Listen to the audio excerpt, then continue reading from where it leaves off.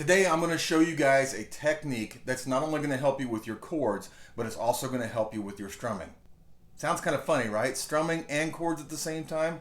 Let me show you how that's going to be done. Okay, my friends, what I want you to do is we're going to go ahead and we're going to look at fret number 3 right here. And what we're going to do is we're going to start with our index finger on 3 of 1.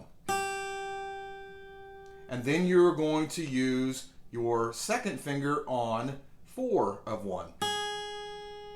And then 5 of 1 with your next finger, and then 6 on 1. Before I get too terribly deep into this, we're going to get into how this is going to help out with your chords, and it's also going to help with your strumming. It's going to have a lot of discipline to it. The funny thing about this thing is that I used to do this as an exercise when I was being taught guitar, and I used to sit on the couch and do it, and my sister used to call it the spider. Well, little did I know that a lot of people out there actually call this the spider exercise. And you're going to see exactly how we're going to do that. So let's go back to our fretboard again. The most important thing is to make sure that when you pick and you go to your next one, you pick down on the first one, up on the next one. So this is called alternate picking. Alternate picking would be like this.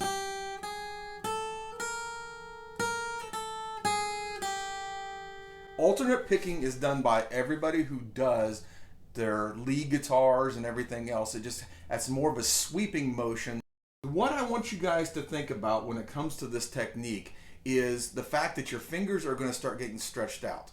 And you're going to go all the way up and all the way down. And you're going to go one way and then back way. The easiest way to do this technique for you guys starting out is to start on this first finger and you go 1, 2, 3, 4, 1, 2, 3, 4, 1, 2, 3, 4, 1, 2, 3, 4.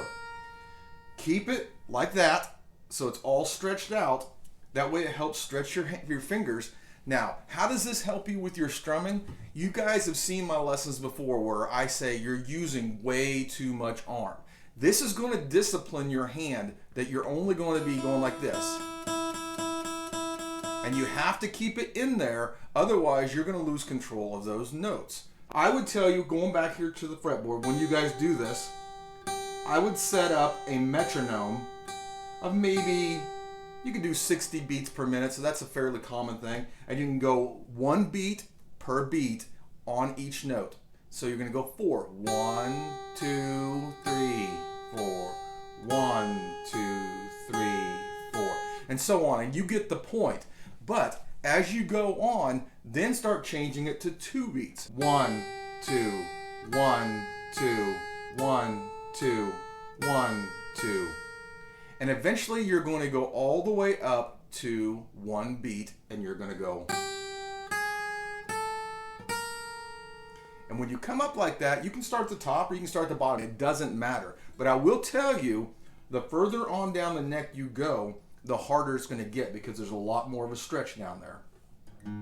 So this is why it's good to do this. If you guys did this 5 minutes every single day and just see how far you can go. You can just stay on 1 fret if you want, or you can go down and you can come back up and then move up 1 fret and keep on doing that and see how many of you can do in 5 minutes. Time yourself every day and see if you guys are getting faster at it and if you're moving up the neck faster than what you did the day before. But you got to make sure you got to have a metronome on. You can get it metronome on an app, a free app, but it's easier to stay in beat if you guys do that. Now this is what the technique looks like if you start from the top and you go to the bottom.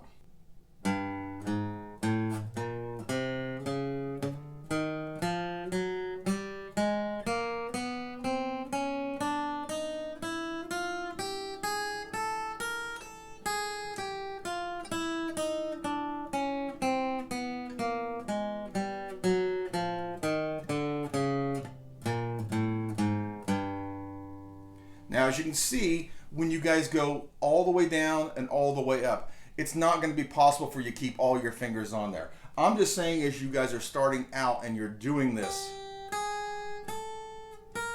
when you're starting to do it so you can stretch it out so that it will actually start stretching out those fingers a little bit. Keep that discipline in that picking hand so that it's better on your strumming. You get used to using.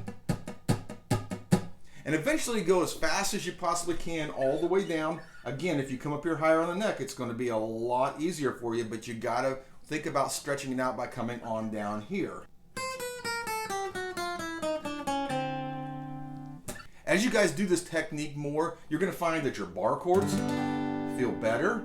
You're going to find that you're using less of your arm and more of your wrist. So do this every day for 5 minutes, see how far you can get, and let me know how your progress is going in the comments below. But that's all I have for you guys today. I thank you so much for everything. I appreciate you guys watching and subscribing and sharing. But I did put another list up here. This is some technique things that can help you out with your guitar, much like this video. But take care, God bless, and don't forget, practice what you have to so you can play what you want to.